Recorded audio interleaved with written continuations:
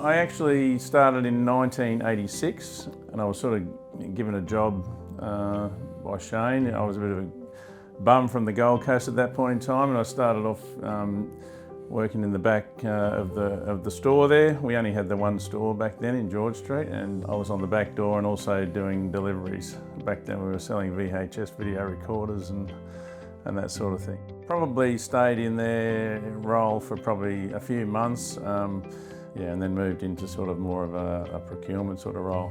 When I started, I also, when I wasn't doing deliveries, was selling on the floor. So I was probably a salesperson for probably 3 or 4 years as well. We had our second store back in 1998, so I was probably in procurement for that whole period. And when we opened our second store, which was at Carindale, we got to the point where we needed really a distribution warehouse, so I was involved in setting that warehouse up, which was over at Mansfield. When we set the warehouse up, that was really in a growth phase. We were ready to sort of open more stores and expand.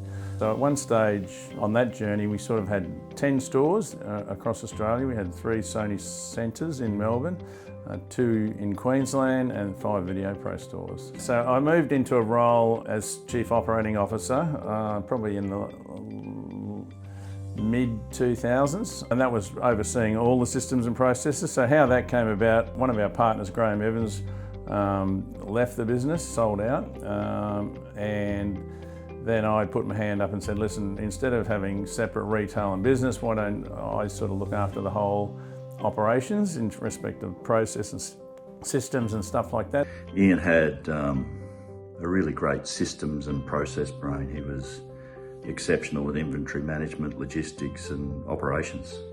At that time, Shane was still the CEO, and then in 2012, Shane retired, and then I moved into the role of CEO for a period of time. And then it got to the point where I could see that the opportunity for Cameron to move in, so he moved into that role, I can't remember exactly when now, but yeah. And it's been great. And then I moved back into a COO role, so yeah.